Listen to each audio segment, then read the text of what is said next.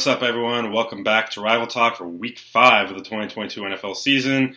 As always, I'm your host, and joined, unfortunately, by phone this time. Marcus, how are you doing? How's life back in Nebraska? Oh, no, it has not been an easy transition from the Pacific Northwest back to the Midwest. And it's unfortunate there's no camera tricks this time. We're not going to cut to black, and I'm not going to be there. Yeah, it's sad. No more light rail living for you, huh? Nope. Light rail is but a distant memory right now. Well, I mean, hey, at least you're back with the dogs, right? Yeah, they're all literally. I have one on my lap right now. The other one's right next to me, and the other one is looking out the door. So I'm sure if there's a squirrel soon, he will bark. But I bet I can guess. It'll be what it will be. I bet I can guess that Henry's in your lap. Correct. Annabelle's the one just laying around, and Jackson's looking out the window. Yep, yes. You got it right. All right. 3 for 3 right there. That's good. That's a good sign. That's a good sign for my picks this Better week. picking than Henry, that's for sure. Yeah, well, hey, I mean, at least Henry's 500, so.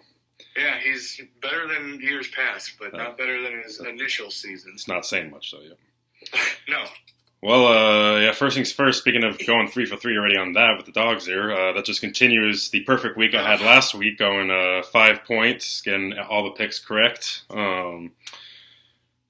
Meanwhile, you got 1 point, I believe, right? Yes, 1 point. So, yeah. So it's 9-5, right? Is that the score right now? No, it is. Let's see, I got 5. It's 14-6.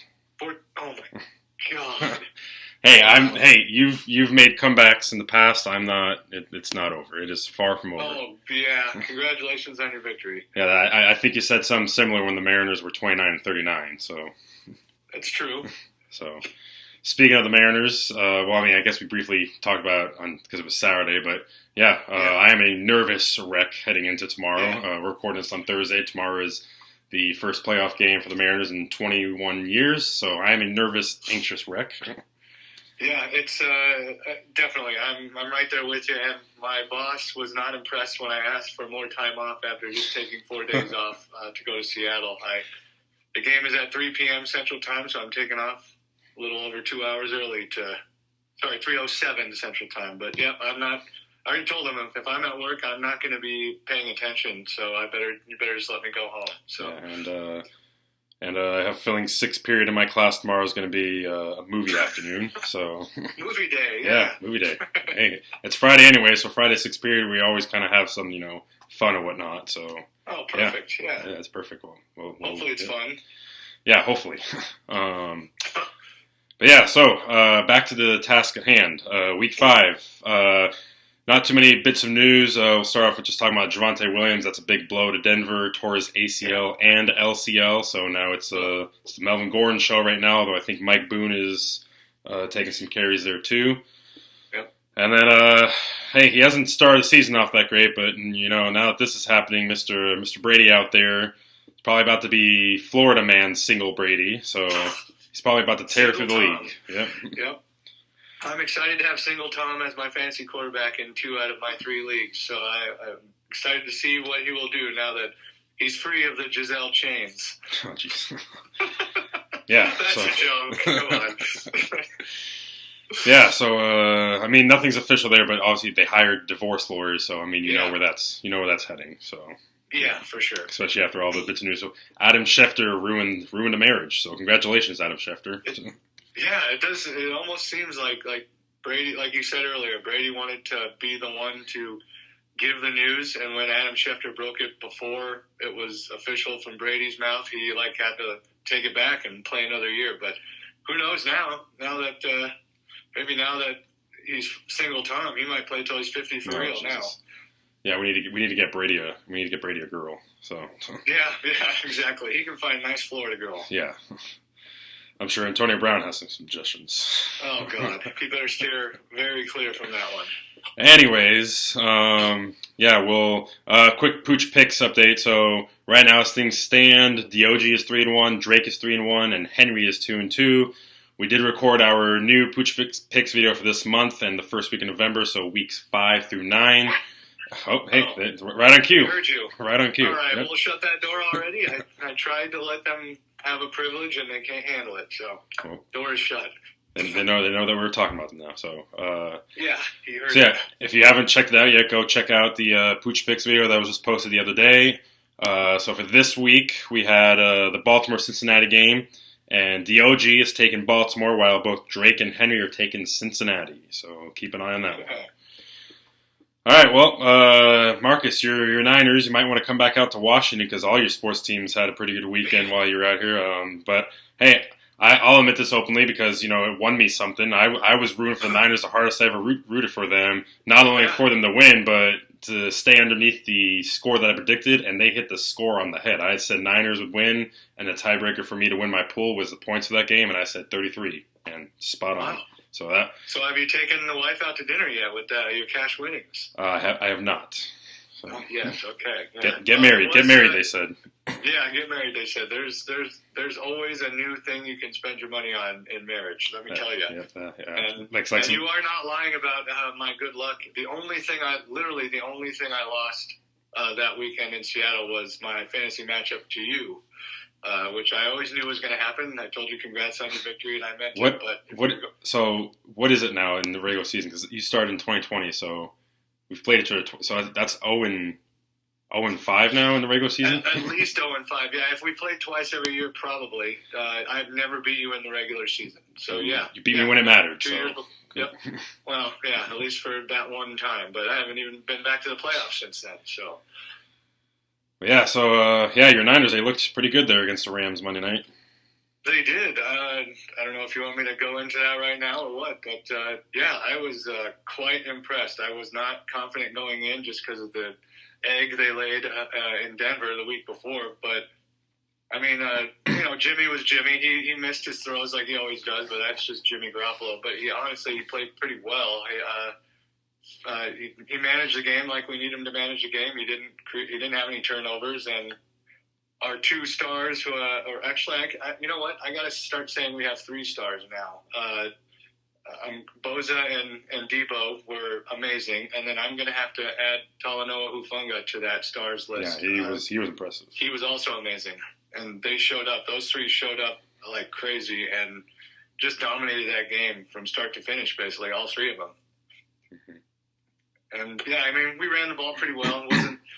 Our offensive line's a little hurting right now. We're missing our all-worldly left tackle, who's the best, in my opinion, the best offensive lineman in football right now, Trent Williams, and missing him is huge because it forces us to use Kittle basically as another offensive tackle, and that's why he doesn't get the targets anymore. But Kittle loves blocking, and he's really good at it, so I know he's not upset about it, that's for sure. He says he loves pancaking guys more than he likes catching a first down, so yeah, he enjoys it. So, and he's really good at it, like I said. But the interior of our line is both basically rookies for the most part. Although Aaron Banks was there last year, he didn't start any games, and so we got some young guys in the middle, and they're still learning. They didn't do great against Aaron Donald, at least run blocking. Well, who does? Yeah, exactly. Run blocking wasn't great in the game. Aaron Donald made a few plays, but they gave up 0 sacks. So. Overall, I can't really say much bad about the entire performance. The defense was lights out. The offense was efficient enough. I guess the only thing I could say that didn't work out was Robbie Gould's missed field goal. Otherwise, I was extremely happy with the entire game. Yeah, thank God he missed that field goal. So. Yeah, and that got you your cash winnings. So there you go. All right. So who you got this week? This week we're going. This one's for real. Last week I said we were at Los Angeles, and it wasn't. We were in San Francisco or in Santa Clara, whatever you want to say. This time, legit, we are going to Carolina, the Panthers, who are... So congratulations on your victory. One of the worst teams in football. So we already lost to another worst team in football, the Bears, so that we just cannot drop this one. If we do, it's a huge problem. We got to start beating the teams we're supposed to beat, and it's got to start this week. And yeah, Carolina, I can't imagine that our defense is going to have a bunch of problems, but who knows, I guess. I really am hoping for we give up about 14 points or less, and hopefully should be able to score about 28 points or more in this game. I will be absolutely shocked if Carolina even scores 10 points on here. I don't know about shocked. Crazy things have happened, but yes, this is a game that we just have to win, and honestly, we shouldn't. We really shouldn't have that much problems in a perfect world. But I've said that before, and it's not happened. So, we are getting our secondary, who is already awesome, is getting 2 quote unquote starters back to practice this week as well, and free safety Jimmy Ward and cornerback Jason Verrett, who were on the 4-week IR to start the season, and they're both practicing right now, and I'm guessing they both won't start and play a whole bunch. We'll probably ease them back into the game, but it's just like secondary is already dominating, and we're adding these 2 guys to the mix. That's pretty awesome, I would say. So there's one piece of good news. Basically, just need to see Jimmy Garoppolo continue to get better. He's started really rusty in that Denver game. Played a lot better last week. I want to see him play even better this week, and maybe go get 2 touchdowns instead of just 1 this week. Maybe that would be nice. But, yeah, really besides that, just the defense got to do their thing. The running game has to do their thing, and Jimmy Garoppolo has to be efficient and take another step. I won't get overly confident in this team overall until I start seeing more consistency with the offense. Mm-hmm. It can look really good at times, and other times it looks like it's never played football before. So, I don't know. It's a combination of the Garoppolo at quarterback and his limitations, but I also think Kyle Shanahan doesn't call very aggressive plays for Jimmy anymore. And he was whether vocal that's good about or that. bad, maybe it's good. Maybe if he does, it would be a detriment. But I still think we need to be slightly more aggressive in certain spots. That being said, Kyle Shanahan has never really been an aggressive play caller for the most part. He's always a guy that punts the ball when you think maybe you should go for it and kicks the field goal when you think maybe you should go for the touchdown. And although I would like him to be more aggressive, I also don't want him to change his ways, because I do like him as a head coach. I like his old school mentality, and sometimes it is what it is, like we like to say here. That's him. That's what he's going to do. But maybe we could try for a few downfield shots every once in a while. Mm-hmm.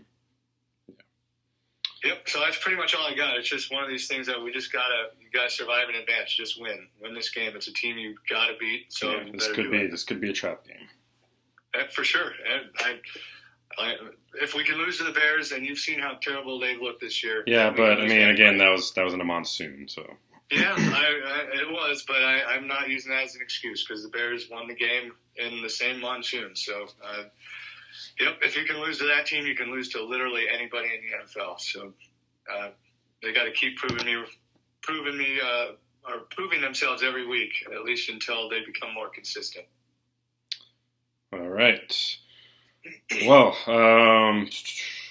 there was a lot of offense in last week's game with the Lions. I say that because the D was non-existent. Wow. Yeah, that was quite the game. She doesn't like hearing that. What was that? So that's not she doesn't like hearing that, so that's not what she said. No, that is not what she said. If that is what she said, well, then I'm sorry. But yeah, 48-45, it was a scoregami too, never been done before, so yeah, but first off, I just want to ask you real quick, Mark, 'cause I'm going to give you a player A and a player B here. And all right, through 4 games this season so far, player A is 80 for 131 with a 61.1% completion percentage, 980 passing yards, 4 touchdowns, and 1 interception, and has a 2-2 record. Player B is 102 for 132, a 77.3% percentage, 1,037 passing yards, 6 touchdowns, and 2 interceptions, and is also 2-2. Of those 2 players, player A, player B, which one do you think would be the one making almost $50 million a year? Well, honestly, I would obviously think player B would be making $50 million, but I know where you're going with this. Yeah, well, player B, Geno Smith. Player A, Russell Wilson. Yeah, so Geno has been unleashed here in Seattle. I know Pete was alluding to it after week 2 that they wanted to just start letting him go, and these last couple weeks he sure has been unleashed. And it's been incredible, honestly. Like this is right now. This has got to be one of the best stories right now in the NFL so far. Just the way his career's kind of been revitalized and rejuvenated out here. Mm-hmm. And of course, I mean, you can say, week by week, people can say, oh, Seahawks fans keep looking at Russ and, talking about what he's doing and whatnot. Well, yeah, because this season, I mean, we're going to do that this season because this literally just happened. He wanted to leave. He left. He orchestrated this whole thing. So, of course, there's going to be some comparisons. Plus, we want them to lose and not succeed because that helps our draft stock. So, yeah, we're going to be focusing on them a little bit. So, there's another little fun stat here. Currently, I know Pro Football Focus, they're hit or miss. Take what you want from them and whatnot. But currently, Geno is rated at 84.5, which is the highest quarterback rating in the league from Pro Football Focus through 4 weeks. The next closest is Josh Allen, then Jalen Hurts, Tua, and Jacoby Brissett's actually on there too. Care to guess where Denver's quarterback is? I would say he's probably hovering around Jimmy Garoppolo level, which I don't know what it is, but 20s. Well, 20s, yep. Russell Wilson is 24th. So again, who's being paid the big bucks right now? Let's ride. Yeah, let's ride indeed. It's in fact, I've already heard there's already been some rumblings and talks about Geno possibly getting an extension. I honestly, I'm not gonna lie. If he keeps this up the rest of the season, there's no reason for you guys to draft a quarterback next year. You might as well use all them first round picks on building up the defensive line or even linebacker or safety or whatever. I will say the best case scenario here is, yes, Geno keeps us up the rest of the season, gets like a 2 or 3 year extension, some good money, and we draft in like the second or third round next year, we draft Michael Penix Jr., and he gets to, develop and whatnot under Geno and learn the offense. And then when Geno's gone, it's the Michael Penix show out here in Seattle still. I'll have to burn that shirt that I wore last week if that happens. That is in my view, that is the perfect situation. So I would agree with you. That would be awesome for any team to draft Penix, and I would love to have him as Trey Lance's backup, quite honestly. So I hope it doesn't happen for you. Well, I guess we got a good old fashioned fight for a Penix here. That's what they call it. They don't call rival talk for nothing. So There you go. One thing I talked with you about this a little bit when you were watching the game here Monday night. The one thing I've noticed about Geno, really starting to notice, I think a lot more people are too, is his pre-snap reads and audibles he calls at the line. He gets the line set up the way they need to be. He gets the plays called as they need to be. If he sees something, he audibles. He checks. I'm not because I know you're going to twist my words here. I'm not calling him Peyton Manning, but it's some similar stuff. Man, here we go. Oh my God! Here we go again. Last year he's better than Russell. Well, he is, isn't he? True. He is, isn't he? Yeah, that's true. But if he ends up being better than Peyton Manning, like you just said, then that is a big deal for sure. Anyways, as I said, not saying that he's better than Peyton Manning, but saying that some of those audibles and pre-snap reads and checks he makes, it's really similar to what Peyton used to do back in the day. I've been really impressed with that. I think that's really been a big part of his success too. And people can say too, oh well, he's got a high completion percentage because he's barely throwing the ball downfield. Actually, no, I don't remember the exact rankings. Agree with that at all. Yeah, he's number 4 in the league for yards per attempt. So he's top 5. I actually watched a decent amount of the Seahawks this year so far. Besides the Niners game, which our defense has actually been pretty ridiculously good so far. We're far and away the best defense in the NFL right now. But your guy Geno is ridiculously accurate, and he drives the ball downfield. Like I'm honestly impressed, and I even hate saying it. So yeah. So people can't say, oh, he's just checking it down, short pass. No, he is 4th in the league in yards per attempt, and he still has the highest completion percentage in NFL history through 4 weeks. So Geno is unleashed. Yeah. And then another fun bit here, just bringing it back, of course, to the former guy here. Rashad Penny the other day in a press conference made a little comment saying that it was something along the lines of he enjoys having a quarterback who just kind of lets him play and lets the plays be the plays that they are. And he said he basically said he appreciates Geno for like putting him in the best situation and not making it all about the quarterback, as he said. So that makes a lot of sense. Yep. So yeah. Anyways, this week's opponent, we got the Saints at New Orleans. I think we're catching the Saints at the perfect time because I believe Jameis is still going to be out, which, I mean, not that that's anything to write home about anyways, but Jameis is out. I believe Michael Thomas is still going to be out. Kamara is still battling through some injuries. So, yeah, this is the good time to catch them. Now, the offense and Geno are going to get a test this week because the Saints do have a stingy defense still.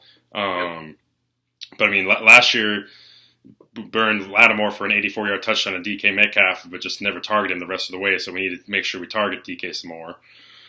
I do think, now I don't think they're going to put up the gaudy numbers they've been putting up recently, but I do think they can still find and have success as long as they keep just basically sticking what they're doing. I mean, it really is, it's a Rams-style offense. We're seeing the Shane Waldron for sure. branch from the Sean McVay tree here now, truly, what it's like, without a quarterback who's trying to push the ball downfield every play, a quarterback who gets the ball out quick and makes his reads and makes his smart decisions. We're seeing what this is now and what this was supposed to be. So, is this is another thing I kind of like. I know I talked to you about how the loss of Mike McDaniel and San Fran has kind of hurt our offense a little bit, at least until Shanahan gets used to it. But I mean, I would say that in Los Angeles, losing both McConnell and Waldron in the last couple of years, it seems to have hurt their offense finally. It's kind of catching up a little bit, at least to me. I would definitely agree with that. And it could be, I mean, obviously McVay's McVay. He's still the main genius behind it all. But yes, yeah. I think it's a combination of people are really starting to kind of catch up now and catch on to the Rams offense. Yes. And the more people that spread out from the Rams, more people know how to, give tips and know how to shut it down. Plus, people are really starting to catch on to it now. All they're doing, really, 90% of their offense is forcing the ball to Cooper Kupp. I mean, that's what happened on that pick six the other day, trying to force the ball to Cooper Kupp.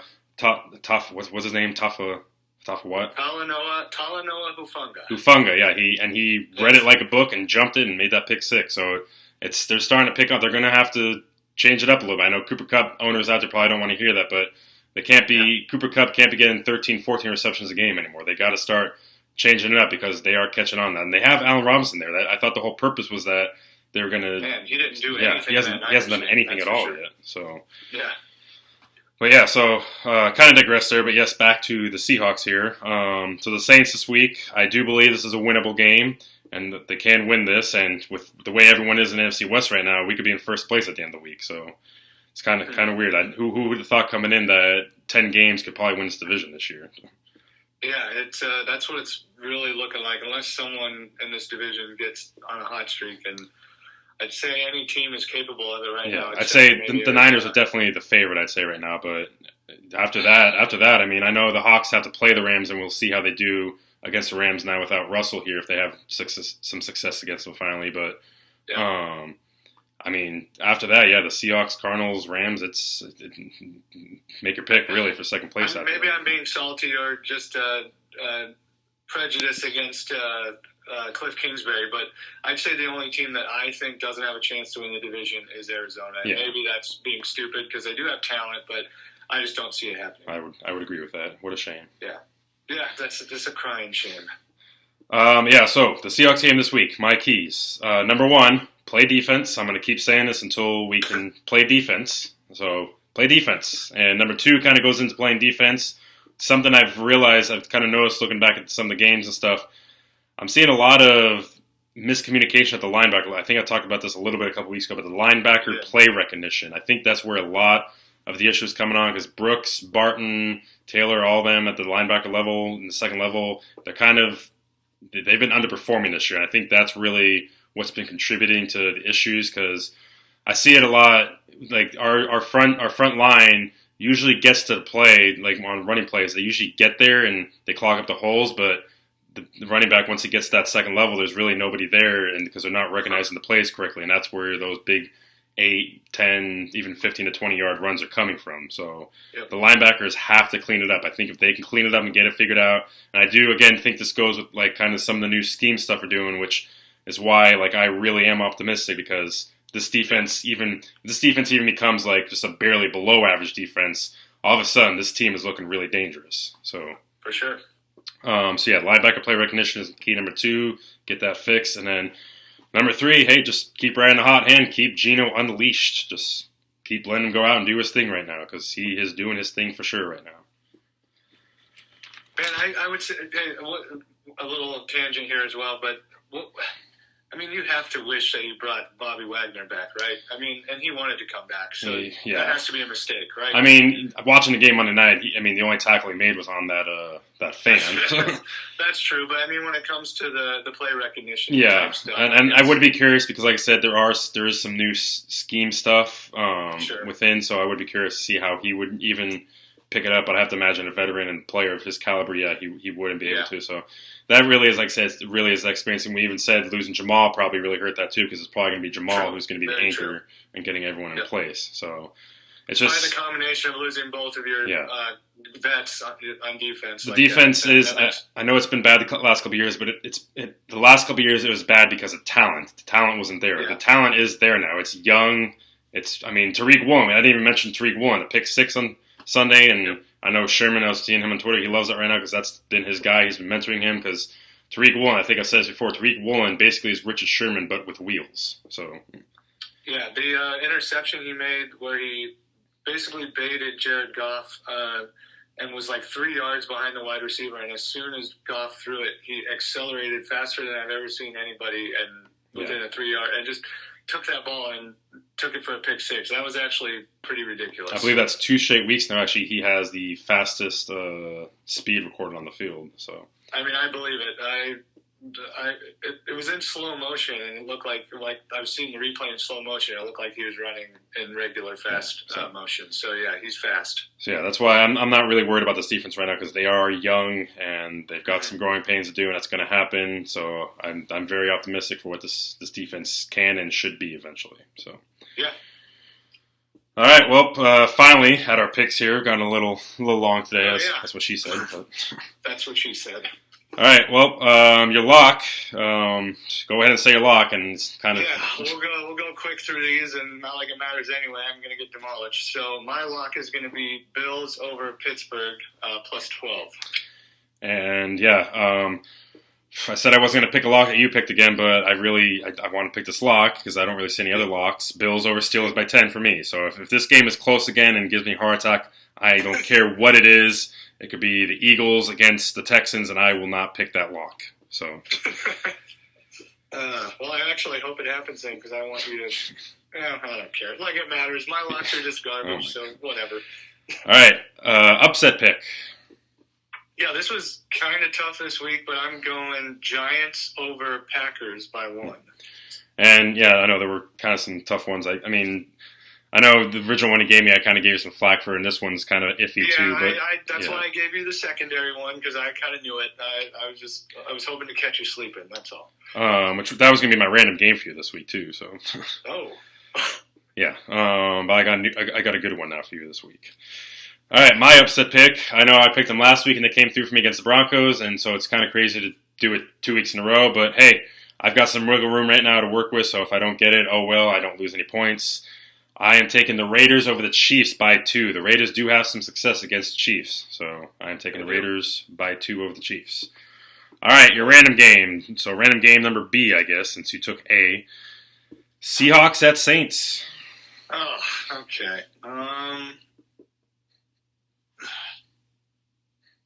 I mean, I have to go with. I gotta go with Geno Smith in this one. If Jameis Winston was playing, I would be a little more apt to pick. I mean, I think Andy Dalton's pretty terrible. So, I'm going Seahawks by 1. Dang, I really actually thought you were going to pick the Saints in that one. Shoot. No, they're too injured. And honestly, if Taysom Hill was like maybe playing quarterback and would just run the whole time, maybe I think it's a little bit more likely. But God, Andy Dalton, I don't think he can do much anymore. So, all right, what is my random? Your random game, Baltimore and Cincinnati. I had a feeling about this one, and it's in Cincinnati. Yes, and I honestly... You're positive about that? No, I'm not positive, but that's what I have written here. And the only reason I picked this for you is because I don't even know who I would pick, so... Oh, man. I mean, the Bengals have been coming on better as of late. The Ravens here's a fun fact. Fun fact for Baltimore that I read today. They're 2-2. They've trailed for a total of 14 seconds this season. Yeah, I've seen that. Their pass defense is horrible, though, with Baltimore. It's true. Chase is due for a big game. So is Burrow. I'm gonna go Cincy by 1. Okay. All right, and then our home team game. So Niners and Panthers. Here we go. Niners. I've already said it. They should win this game. But like a true paranoid Homer fan, a true Homer fan that's still paranoid, I'm going Niners by 1. All right, and I am taking the Hawks by 3. I'm going to keep riding the hot hand of Geno here. So Hawks by 3. All right, so yeah, so lock. Game that much this week, then it looks like. What's up? It's going to be tough. Let's see, because I could, because you could lose. If the Saints win, I would get 0 and you would get -1. So yeah, I got a lot riding on that game then. Yeah, so, but I got some wiggle room right now, so. Yeah, you do. All right, so yeah, we both got the Bills in a lock. You got the Giants over the Packers. I've got the Raiders over Chiefs and upsets. You've got the Hawks over the Saints, and you're random. And then I've got Cincy over Baltimore. And then you have the Niners over the Panthers, and I've got the Hawks over the Saints. Right now I'm just trying to gain like 1 point a week. Just take it week by week. Yep. All right. Well, we're a quarter of the way through the season, so before we go, I want to just do like a quarter of the way through the season check-in.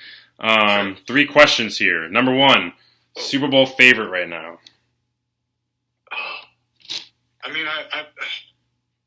I guess I'm still going to say the Bills, even though... What would the Super Bowl matchup be, do you say? Right now you got to go Bills in Philadelphia, don't you? It'd be weird. What a Super Bowl that would be. Yeah, that would be nuts. And I will say this, I think Tampa Bay is going to continue to get better as the season goes along, and I do love their defense. Single Tom is going to get better here, but right now you'd be kind of dumb after watching this season to not pick the Philly and the NFC right now, I would say. And then I also would say right now that, the Bills are probably still the Super Bowl favorite. I know there have been a couple tough games, but, that's going to happen throughout the season. Overall, I still feel like they are the favorites. And it was nice to see them win a close game. Actually, we talked about this off the camera last week, but we were talking about how Allen hadn't really won close games. He hadn't had success in close games, but they did that last week in that nice comeback. Yep. So he did. All right, as it stands currently, who is the MVP quarter of the way through the season? Oh, man. You know where I'm going with this. I'm right now, I got to go Jalen Hurts. That's pretty much the NFL MVP right there, and I would give Josh Allen or even Geno Smith on that second level right now. Who would have thought? Yeah, weird. Maybe Geno can win as many MVPs as Peyton. Yeah, or as many. Maybe he'll get more votes than Russell ever did. Oh, geez. Oh, that would be hilarious. Oh my God. Yes, it would. Now I really hope Geno keeps this up because if he gets an MVP vote out in his first season here as a starter and Russell never did, that would just be hilarious. That would really chap Russell. I'm pretty sure he would not. Oh my God, that would be odd. Now I really want that. That would be dangerous. Dangerous. Danger. Oh man. Oh God. If you haven't seen the video out there, go look up Russell Wilson's Subway Danger Witch. It is quite. If you thought you couldn't get any more corny, watch that video and you'll be proven wrong. Oh, I've got a question here for you after this one, actually. So hold on to that. Okay. All right, last one. Biggest surprise. Who or what team has been the biggest surprise so far? Well, I know Jacksonville is only 2-2. But I've been quite surprised by them, and they went toe-to-toe with the Eagles just this week. I guess I'm going to go Jacksonville on the positive end, although, it's hard to say a 2-2 team is a surprise, but I'm going to go with them. On the negative end, I might say I guess that's kind of tough. I don't know who I would say. Denver. I guess Dallas is kind of a surprise, quite honestly, because they've won with Cooper Kupp as well. Cooper Rush. Jeez. Mm-hmm. So I guess I don't have a negative surprise just yet. Maybe Pittsburgh a little bit. They're a lot worse than I thought they would be. But what about Denver? Are kind of surprising. What about Denver? Oh yeah. Okay, you're right. Their offense has been so putrid that is pretty surprising. Although, is it really that surprising? I think we both kind of thought Russell. Yeah, to us and especially me, I'm not really surprised, but I know the rest of the league is. So yeah, I honestly am not that surprised by Denver, quite honestly. And and if I'm being completely honest, I'm not all that surprised by Philadelphia being 4-0. I didn't think they'd be this good, but I'm not like super surprised or anything. They're just loaded with talent. I think for me, I know I said that this team was going to be a dark horse coming in, but I didn't think they'd be where they are right now. The Giants are one of my biggest surprises. That's a good one. That's a really good one. And then I know they're 2-2, but the Falcons, they've actually looked decent, which has been really shocking. So if they had a little better quarterback play, they would be really. I mean, Mariota's a little worse than I maybe thought he was going to be this year. So if their quarterback play was a little bit better, they could easily be a playoff team. For sure. And then as far as a player or person goes, I mean, call me biased, but I mean, Geno has been the biggest surprise. It's a big deal. Yeah. All right. Before we go, one more question. Who would you rather spend in the room with for half an hour and having a conversation with? That NPC guy we saw in Seattle or Russell Wilson? Well, I mean, this is a little inside joke, but honestly, I don't think I could spend 30 minutes with Russell Wilson. At least the other guy would entertain me. Oh, jeez. I couldn't spend any time with that Russell Wilson. There's zero chance. There's no way the guy's interesting. There's no way that he would be fun to talk to. You'd probably want to rip your ears off within 20 seconds. Be careful. It's spicy. Oh, God. I would need some extra recovery water to get through that 30 minutes. Yeah, for sure. You'd have to be unlimited in that situation. Oh, man. No. Oh, man, it's never-ending. Never-ending supply of jokes. It's true. It's a joke that keeps on giving. That's what we got this week. This was an abnormally long episode. We doubled our time from last week, so yeah, we didn't have Alexa counting us down and putting the pressure on us to get finished. So no, we didn't. We didn't have your wife turning on the radio. Yeah, exactly. Midway through. So much smoother operation this week. So yes. That's all we got for this week. So now we got to go and try to sleep tonight before the playoff game tomorrow, and this weekend is just going to be. I'm excited, but man, I am so freaking nervous. Yeah, I agree. We've got to win tomorrow. Even though Tom wants us to lose, I'm still going to mention him. Because there we go. Hey, we almost made it. I actually wasn't going to mention him because he doesn't deserve it after his prediction for the Mariners. But let's see if he makes it all the way through the video and hears this. But no, his prediction is very sad that Blue Jays in 3. I don't agree with you, Tom. How sad indeed. Yeah. All right. Well, best of luck to you handling your nerves before tomorrow. So I will try to do the same. So, all right. Yes, we will discuss during the game tomorrow, I'm sure. Yep. Well, thank you for watching. Please like and share the video. Subscribe to the channel. Follow me on Twitter. And Warriors Den, let's ride.